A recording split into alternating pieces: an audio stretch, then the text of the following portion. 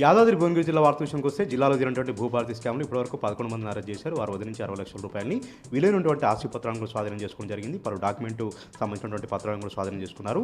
సంవత్సర కాలంగా డాక్యుమెంట్ రైటర్లు, అదేవిధంగా మీ సేవ నిర్వాహకులు, సీసీలీ అధికారులు కుమ్మక్కై పెద్ద ఎత్తున కూడా ప్రభుత్వ ఖజానా గండికొడుతూ డీడీల రూపంలో, చలాన రూపంలో వారి వ్యక్తిగత ఖాతాలోకి డబ్బులు మళ్లించుకున్నట్టుగా కూడా ప్రత్యేక అధికారుల బృందం వెల్లడించారు. యాదాద్రి భువనగిరి జిల్లా పోలీసులు కూడా వెల్లడించడం జరిగింది.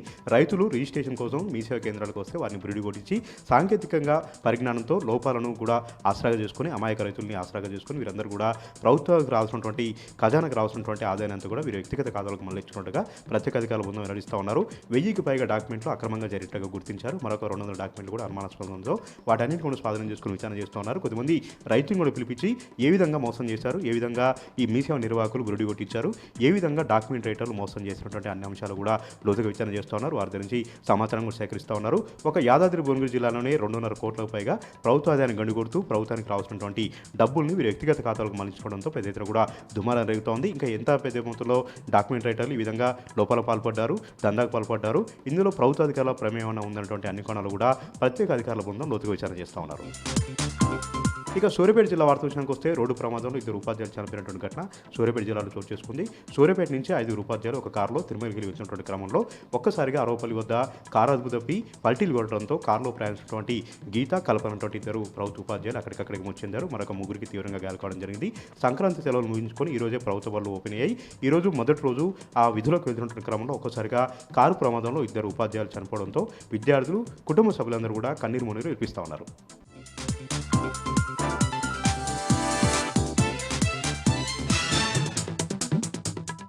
సికింద్రాబాద్ మున్సిపల్ కార్పొరేషన్ సాధన కోసం చేపట్టిన శాంతి ర్యాలీ ఉధృతంగా మారింది.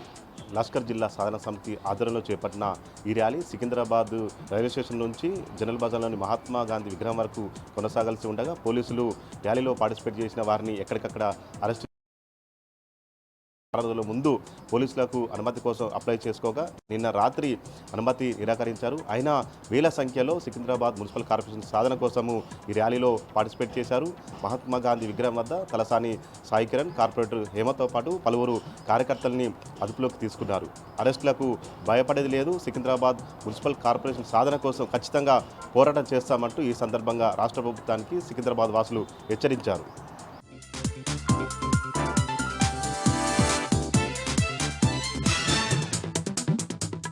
సికింద్రాబాద్ మున్సిపల్ కార్పొరేషన్ సాధన కోసం బీఆర్ఎస్ పార్టీ ఆధ్వర్యంలో చేపట్టిన శాంతియుత ర్యాలీ ఉద్రిక్తంగా మారింది. బీఆర్ఎస్ నాయకులను, కార్పొరేటర్లను, కార్యకర్తలను పోలీసులు ఎక్కడికక్కడ నిర్బంధించారు.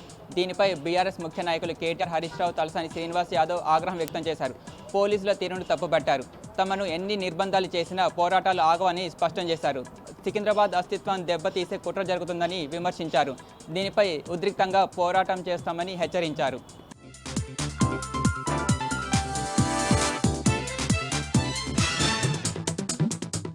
పెద్దపల్లి జిల్లాకు సంబంధించి ఈరోజు ప్రధాన వార్తలు చూసుకున్నట్లయితే గోదావరికని ఆర్టీసీ డిపో ఎదుట రిటైర్డ్ ఎంప్లాయీస్ అసోసియేషన్ ఆధ్వర్యంలో ఆర్టీసీ రిటైర్మెంట్ ఎంప్లాయీస్ ఆందోళన చేపట్టారు. ఈ సందర్భంగా తమకు రావాల్సినటువంటి సెటిల్మెంట్ డబ్బులు అలాగే పీఎఫ్ డబ్బులతో పాటుగా కూడా ఈ రావాల్సినటువంటి ఏరియస్ బకాయిలన్నీ కూడా వెంటనే చెల్లించాలంటూ డిమాండ్ చేస్తూ కూడా ప్లకార్డులు పట్టుకుని కూడా ప్రభుత్వానికి వ్యతిరేకంగా కూడా నినాదాలు చేస్తూ కూడా ఆందోళన చేపట్టడం జరిగింది. ఈ సందర్భంగా వారు మాట్లాడుతూ గత కొన్నేళ్ల నుండి కూడా రిటైర్మెంట్ అయినటువంటి వారికి ఎవరికి కూడా రిటైర్మెంట్ బెనిఫిట్స్ ఎవరికి కూడా ఇవ్వలేని పరిస్థితిలో ప్రభుత్వం నానా ఇబ్బందులు గురి చేస్తుందంటూ కూడా వారు ఆవేదన వ్యక్తం చేయడం జరిగింది. ఇప్పటికైనా రాష్ట్ర ప్రభుత్వం వెంటనే రిటైర్మెంట్ సెటిల్మెంట్ల డబ్బులన్నీ కూడా వెంటనే చెల్లించాలంటూ కూడా వారు డిమాండ్ చేయడం జరిగింది. పైసా పోగు చేసుకొని దాచుకున్నటువంటి డబ్బును ప్రభుత్వం ఏ విధంగా ఖర్చు చేస్తుందంటూ కూడా వారు ప్రభుత్వం పైన మండిపడడం జరిగింది. పిల్లల పెళ్లిళ్లకు, ఉద్యోగాలకు, ఇల్లు కట్టుకోవడానికి అనేక కారణాలతోటి పైసా కూడబెడుతూ కూడా 20 ఏళ్ల నుండి దాచుకున్నటువంటి సొమ్మును ఈ విధంగా ఖర్చు చేస్తూ ఇతర సాకులు చెప్పడం దారుణం అంటూ కూడా వారు ఆవేదన వ్యక్తం చేయడం జరిగింది. వెంటనే డబ్బులు కనుక చెల్లించకపోతే తప్పనిసరిగా పెద్ద ఎత్తున కూడా రాష్ట్ర వ్యాప్తంగా కూడా హైదరాబాద్ కేంద్రంగా కూడా పెద్ద ఎత్తున కూడా మహా ఆందోళన చేపట్టడానికి వెనుకాడబోమంటూ కూడా ఈ సందర్భంగా వారు ప్రభుత్వాన్ని హెచ్చరించడం జరిగింది. అలాగే మరొక ప్రధాన వార్త చూసుకున్నట్లయితే ఆపరేషన్ స్మైల్ కార్యక్రమంలో భాగంగా 2 పిల్లలతోటి భిక్షాటన చేస్తున్నటువంటి 2 మహిళలను ఆపరేషన్ స్మైల్ టీం అధికారులు పట్టుకోవడం జరిగింది. ఈ సందర్భంగా వారు మాట్లాడుతూ ఆపరేషన్ స్మైల్లో భాగంగా బాల కార్మిక నిర్మూలన కార్యక్రమంలో భాగంగా ప్రతి ఏడాది కూడా జనవరి 1వ తేదీ కూడా విస్తృత స్థాయిలో కార్యక్రమం చేపట్టడం జరుగుతుందంటూ కూడా వారు వెల్లడించడం జరిగింది. ఇందులో భాగంగా కూడా తనిఖీ చేస్తున్న నేపథ్యంలో పెద్దపల్లి జిల్లా సుల్తానాబాద్లో ఇద్దరు పిల్లలతోటి భిక్షాటన చేస్తున్నటువంటి ఇద్దరు మహిళలను అయితే పట్టుకున్నట్లుగా కూడా వారు వెల్లడించారు. సంబంధిత మహిళలను బాల కార్మికుల చట్టం పట్ల అవగాహన కల్పించి సిడబ్ల్యూసీ అధికారులకు అప్పగించి కౌన్సిలింగ్ చేసినట్లుగా కూడా వారు వెల్లడించడం జరిగింది. ఎవరైనా కూడా బాల కార్మిక వ్యవస్థను ప్రోత్సహించినట్లుగా వారు ఖచ్చితంగా కఠినంగా శిక్షకు గురవుతారంటూ కూడా వెల్లడించారు. ఎక్కడైనా కూడా హోటల్లో, రెస్టారెంట్లో కూడా ఇతర పని స్థలాల్లో కూడా చిన్నపిల్లలను ఎట్టి పరిస్థితుల్లో కూడా పనిలోకి వాడద్దంటూ కూడా వారు వెల్లడించడం జరిగింది. సంబంధిత మీ పరిసరాల్లో ఎవరైనా బాల కార్మికులను ఉంచినట్లయితే కనుక వెంటనే అధికారులకు సమాచారం ఇవ్వాలంటూ కూడా వారు ఈ సందర్భంగా కోరడం జరిగింది.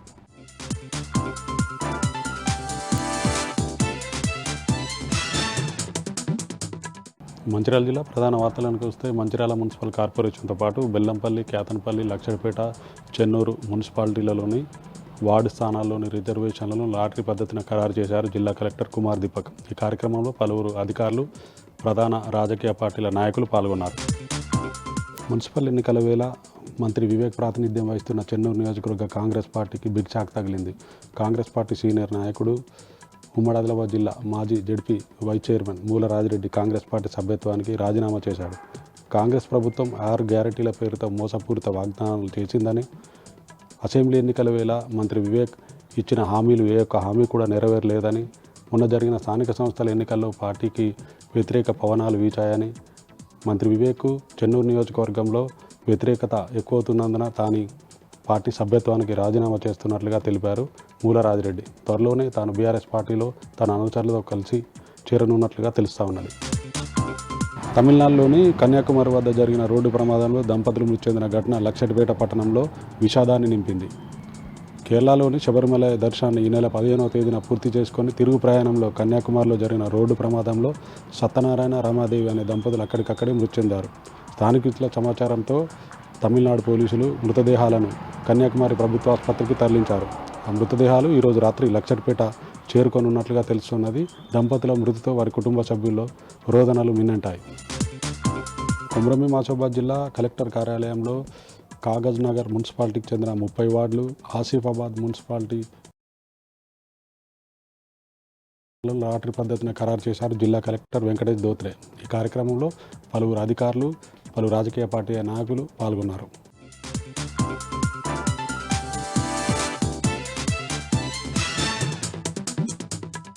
డిప్యూటీ సీఎం భట్టి విక్రమార్కకు ఓటమి భయం పట్టుకుందన్నారు జిల్లా పరిషత్ మాజీ చైర్మన్, మధుర నియోజకవర్గ బీఆర్ఎస్ పార్టీ ఇన్ఛార్జి లింగాల కమల్ రాజు.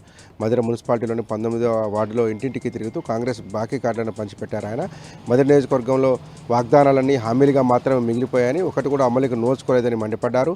కాంగ్రెస్ ఇచ్చినటువంటి హామీలను బాకీ కార్డులుగా మార్చి ఇంటింటికి పంపిణీ చేస్తూ విస్తృతమైనటువంటి ప్రచారం నిర్వహించారు. మున్సిపల్ ఎన్నికలు సమీపిస్తున్న నేపథ్యంలో బీఆర్ఎస్ పార్టీ అభ్యర్థులకు ఓటు వేసి గెలిపించాలని 19వ వార్డులో ఆయన ప్రచారం నిర్వహించారు. వార్డులో నెలకొన్నటువంటి సమస్యలను ప్రజలతో అడిగి తెలుసుకున్నారు. దాంతోపాటు ధ్వంసమైనటువంటి రోడ్లు, రహదారులను పరిశీలించినటువంటి లింగాల కమలరాజు బీఆర్ఎస్ ప్రభుత్వ హయాంలో చేపట్టినటువంటి అభివృద్ధి పనులు తప్ప 2 ఏళ్ల కాంగ్రెస్ పాలనలో మధుర మున్సిపాలిటీలో తట్టడి మట్టి కూడా తీయలేదని, బీఆర్ఎస్ చేసినటువంటి అభివృద్ధిని ధ్వంసం చేశారంటూ మండిపడ్డారు. మధుర మున్సిపాలిటీ పైన బీఆర్ఎస్ జెండా ఎగరేస్తామని ధీమా వ్యక్తం చేశారు. భద్రాద్రి కొత్తగూడెం జిల్లా ఇల్లందులో బీఆర్ఎస్ పార్టీ ప్రచార వేగం పెంచింది. మున్సిపల్ ఎన్నికలు సమీపిస్తున్న నేపథ్యంలో ఇంటింటికి తిరుగుతూ బీఆర్ఎస్ పార్టీ ఓట్లు అభ్యర్థిస్తుంది. ఇల్లందు మున్సిపాలిటీలోని 12 ప్రచారం నిర్వహించినటువంటి బీఆర్ఎస్ నాయకులు, కార్యకర్తలు మరోసారి ఇల్లందు మున్సిపాలిటీ పైన గులాబీ జెండా ఎగరేయాలని ప్రజలకు విజ్ఞప్తి చేశారు. ఈ కార్యక్రమంలో మాజీ ఎమ్మెల్యే హరిప్రియ నాయక్తో పాటు జిల్లా గ్రంథాలయ సంస్థ చైర్మన్ దినిగాల రాజేందర్తో పాటు ఇల్లందు పట్టణానికి చెందినటువంటి మున్సిపల్ డివిజన్లో ఉన్నటువంటి ముఖ్య నాయకులు, కార్యకర్తలు పాల్గొన్నారు. బీఆర్ఎస్ హయాంలో జరిగినటువంటి అభివృద్ధిని ప్రజలకు గుర్తు చేసినటువంటి బీఆర్ఎస్ నేతలు, కార్యకర్తలు మరోసారి బీఆర్ఎస్ పార్టీకి పట్టం కట్టాలని విజ్ఞప్తి చేశారు. ఓవైపు ముఖ్యమంత్రి పర్యటన, మరొక వైపు మేడారానికి భక్తులు పోటెత్తినటువంటి నేపథ్యంలో ములుగు జిల్లా సరిహద్దు ప్రాంతాలలో భద్రత కట్టుదిట్టం చేశారు. పోలీసు బలగాలను మోహరించి ముమ్మరంగా తనిఖీ చర్యలు చేపట్టారు. ములుగు జిల్లాలో ఉన్నటువంటి వాజేడు, వెంకటాపురం మండలాలలోని సరిహద్దులను దిగ్బంధం చేశారు. వచ్చిపోయే వాహనాలను క్షుణ్ణంగా తనిఖీ చేస్తున్నారు. మోరీలను, కలవట్లను ఇప్పటికే పోలీసు బలగాలు స్వాధీనం చేసుకుని విస్తృతమైనటువంటి కూంబింగ్ చేస్తున్నారు. మెటల్ డిటెక్టర్లతో విస్తృతమైనటువంటి తనిఖీలు నిర్వహిస్తున్నారు. ఓవైపు మావోయిస్టుల ప్రభావిత ప్రాంతమైన ప్రాంతమైనటువంటి ఛత్తీస్గఢ్ నుంచి వలస వచ్చేటువంటి ఆస్కారం ఉన్నటువంటి నేపథ్యంలో మొత్తం సరిహద్దులను దిగ్బంధం చేసి పోలీసు బలగాలు తమ స్వాధీనంలోకి తీసుకున్నాయి. వలస వచ్చినటువంటి ఆదివాసీ గిరిజన పల్లెల్లో పోలీసు నిఘా కొనసాగిస్తున్నారు. మొత్తం మేడారం జాతర ముగిసే వరకు ఇటు ముఖ్యమంత్రి పర్యటన కొనసాగే వరకు కూడా భద్రతను కట్టుదిట్టం చేస్తామని చెప్పి పోలీసు బలగాలు చెప్తున్నాయి. వేలాది మందిని పోలీసులు మోహరించి సరిహద్దు ప్రాంతాలను దిగ్బంధం చేశారు.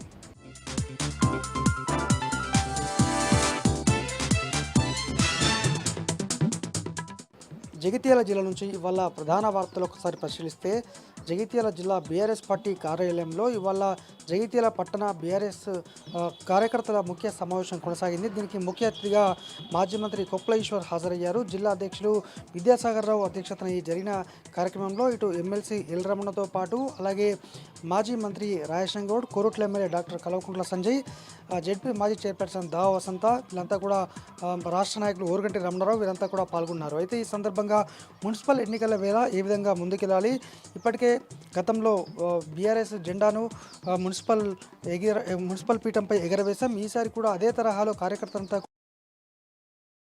బీఆర్ఎస్ పార్టీని జెండా ఎగరవేయాలని సందర్భంగా సూచించారు. అయితే ఎందరు పార్టీని విన్నా నష్టమేం లేదని, కార్యకర్తలు బలంగా ఉన్నారని, బీఆర్ఎస్ పార్టీకి కేసీఆర్ గారే శ్రీరామ రక్ష అని, మరోసారి అన్ని మున్సిపాలిటీలో కైవసం చేసుకుంటామని సందర్భంగా ఇటు నాయకులు అయితే దిశానిర్దేశం చేశారు. దీనికి రిజర్వేషన్ల వారీగా ప్రతి ఒక్క ఆశావాహులతో ఇవాళ మాట్లాడి టికెట్ల అంశం పైన కూడా చర్చించడం జరిగింది. మొత్తంగా పార్టీ గెలిపే లక్ష్యంగా ముందుకెళ్లాలని సందర్భంగా సూచించారు. కార్యకర్తలంతా కూడా ఖచ్చితంగా గెలిపించుకుంటామనే ధీమాను వ్యక్తం చేశారు.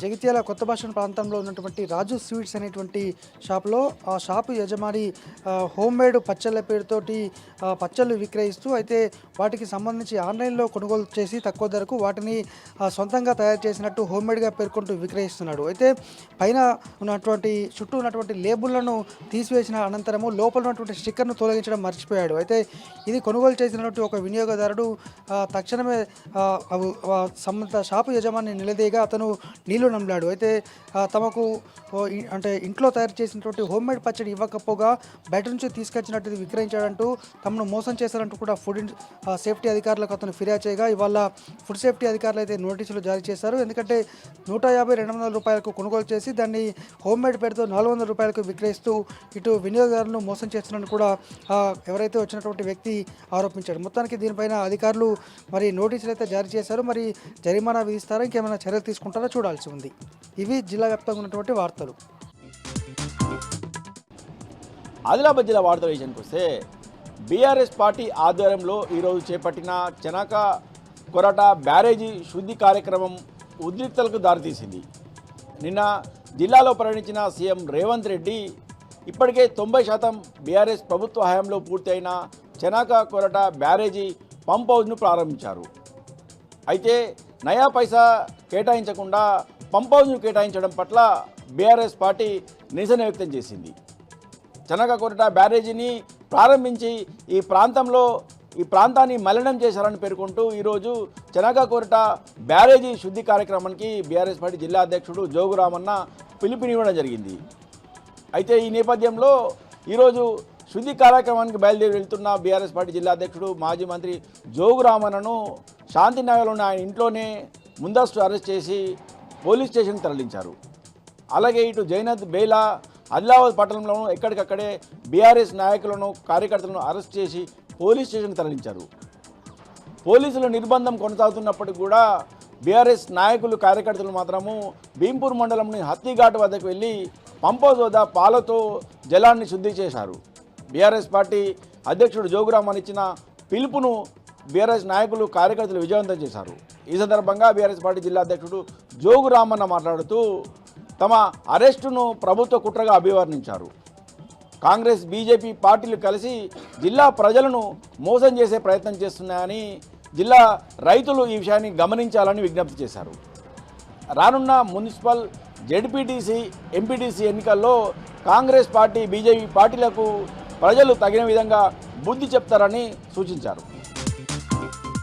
మరో వార్త విషయానికి వస్తే మతి స్థిమితం కోల్పోయి గల్ఫ్ దేశంలో గోసపడుతున్న ఆదివాసీ గిరిజన యువకుడు బుద్ధ శివను స్వదేశానికి రప్పించి ఖానాపూర్ నియోజకవర్గం BRS party incharge Bukya Johnson Naik తన మానవత్వాన్ని చాటుకున్నారు.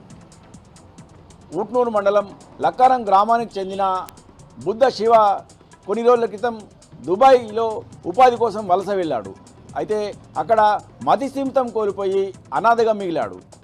ఈ విషయాన్ని గ్రామానికి చెందిన యువకులు అలాగే బీఆర్ఎస్ నేతలు కార్యకర్తలు జాన్సన్ నాయక్ దృష్టికి తీసుకెళ్లగా వెంటనే స్పందించిన Johnson Naik BRS working president KTR సహాయ సహకారాలతో దుబాయ్లో మతి స్థిమితం లేక ఉన్న బుద్ధ శివను ఇక్కడికి రప్పించేందుకు ప్రత్యేకంగా చర్యలు చేపట్టారు.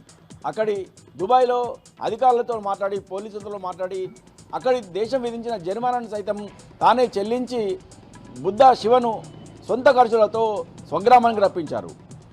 దుబాయ్ దేశంలో అనాథగా మిగిలిన బుద్ధ శివను స్వగ్రామానికి తీసుకొచ్చిన ముఖ్య జాన్సన్ నాయక్ ఇందుకు సహకరించిన బీఆర్ఎస్ వర్కింగ్ ప్రెసిడెంట్ కేటీఆర్కు బుద్ధ శివ కుటుంబ సభ్యులు కృతజ్ఞతలు తెలిపారు.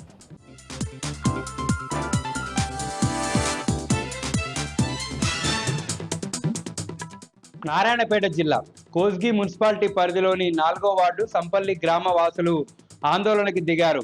తమ వార్డుకు ఎస్టీ రిజర్వేషన్ వద్దంటూ నిరసన తెలిపారు. అఖిలపక్షం ఆధ్వర్యంలో మహబూబ్ నగర్ తాండూరు రోడ్డుపై బైఠాయించి ధర్నా చేశారు. తమ వార్డులో ఎస్టీలే లేనప్పుడు ఏ విధంగా ఎస్టీ రిజర్వేషన్ ఖరారు చేస్తారంటూ ఆగ్రహం వ్యక్తం చేశారు. అనంతరం మున్సిపల్ అధికారులకు వినతి పత్రం అందజేశారు.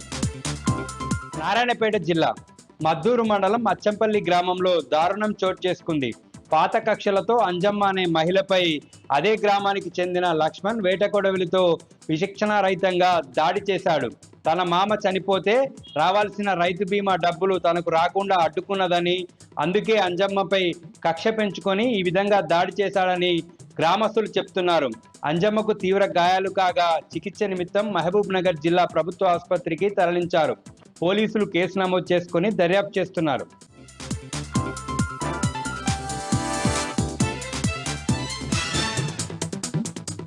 హన్మకొండ వార్తల విషయానికి వస్తే వీరభద్ర స్వామి సమేత భద్రకాళి త్రిశూల స్నానం ఈరోజు కొత్తకొండ జాతరలో జరిగినటువంటి పరిస్థితి. అంటే గత కొన్ని రోజులుగా ఇక్కడ అంటే ఈ హన్మకొండకు సంబంధించి భీమదేవరపల్లి మండలం కొత్తకొండ జాతర అంటే కోరిన కోరికలు నెరవేర్చే కోర మీసాల వీరభద్ర స్వామికి పెద్ద ఎత్తున భక్తులు తరలివస్తున్న నేపథ్యం మనకు స్పష్టంగా కనిపించింది. ఈరోజు వీరముచ్చుకు సంబంధించిన వంశస్థులు వివిధ విన్యాసాలు చేస్తూ ప్రతి ఒక్కరిని కూడా ఆకర్షించినటువంటి పరిస్థితి. ఇంకోవైపు నృత్యములు చేస్తూ కూడా ప్రతి ఒక్కరిని కూడా ఆకర్షించినటువంటి పరిస్థితి మనకు స్పష్టంగా కనిపించింది. ముఖ్యంగా ఈ గత కొన్ని రోజులుగా ఇక్కడ ఈ యొక్క జాతర పెద్ద ఎత్తున జరుగుతుందని చెప్పొచ్చు. ఈ జాతరకు సంబంధించి చూసుకుంటే ఈ చుట్టుపక్కల గ్రామాల ప్రజలు కాదు, పక్కన ఉన్నటువంటి జిల్లాల ప్రజలు కూడా పెద్ద ఎత్తున ఈ యొక్క కొత్తకొండ జాతరకు వస్తున్నటువంటి పరిస్థితి మనకు స్పష్టంగా కనిపిస్తుంది. ముఖ్యంగా ఈ జాతర కోరిన కోరికలు తీర్చే వీరభద్ర స్వామి, కోర మీసాల స్వామి అంటే మాత్రం పేద ప్రజల పెన్నిదని చెప్పాలి. ఈ నేపథ్యంలోనే భక్తులు పెద్ద ఎత్తున తరలి వస్తున్న నేపథ్యం మనకు స్పష్టంగా కనిపిస్తుంది. ఇంకోవైపు అంటే ఇప్పటికే దీనికి సంబంధించి చూసుకుంటే భక్తుల సంఖ్య రోజు రోజు పెరుగుతున్న నేపథ్యం కనిపిస్తుంది. క్యూ లైన్లో కూడా భారీగా నిలబడ్డ పరిస్థితి అయితే మనకు స్పష్టంగా కనిపిస్తుంది. అంటే ఈరోజు మాత్రం పెద్ద ఎత్తున భక్తులు తరలివచ్చి తమ ప్రియతమ వీరభద్ర స్వామికి మొక్కులు చెల్లించుకున్నటువంటి పరిస్థితి మనకు కనిపించింది. ఇంకోవైపు ఇటు నిన్న మొన్న కూడా ఇటు గుడి చుట్టూ కూడా బండ్లు తిప్పినటువంటి పరిస్థితి. రైతాంగం అంతా కూడా ఈరోజు మాత్రం పెద్ద ఎత్తున భక్తులు తరలిరావడమే కాదు, ఈ యొక్క జాతర రోజు రోజుకి పెద్ద ఎత్తున భక్తుల తాకిడి పెరుగుతుందని చెప్పవచ్చు.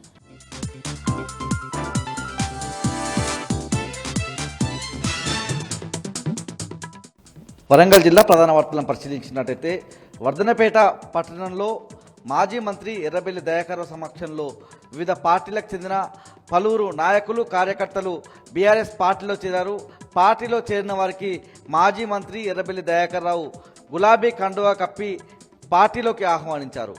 గ్రామ పంచాయతీగా ఉన్నటువంటి వర్ధనపేటను మున్సిపాలిటీగా చేసి అభివృద్ధి చేసినటువంటి ఘనత తెలంగాణ తొలి ముఖ్యమంత్రి కేసీఆర్కే దక్కుతుందని సందర్భంగా ఎర్రబెల్లి దయాకర్రావు గుర్తు చేశారు.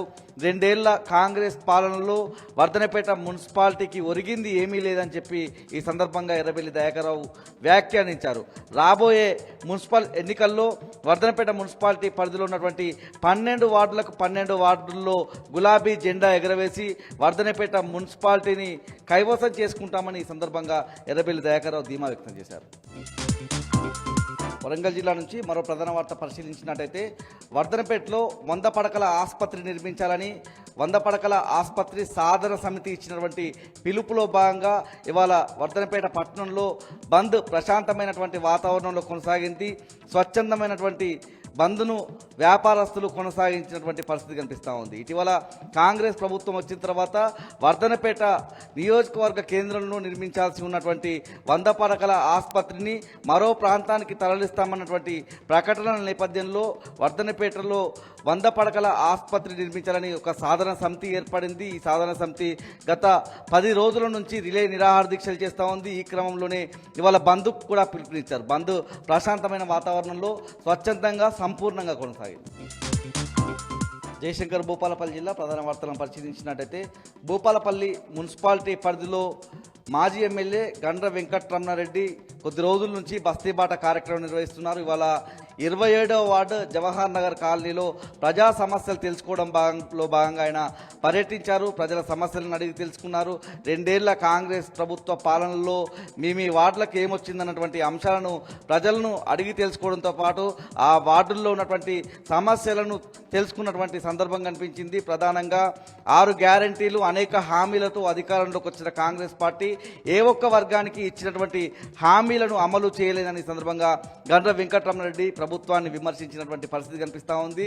రాబోయే మున్సిపల్ ఎలక్షన్స్లో కాంగ్రెస్ పార్టీకి ప్రజలు ఓటు రూపంలో బుద్ధి చెప్పాలని సందర్భంగా గండ్ర వెంకటరమణారెడ్డి పిలుపునిచ్చారు.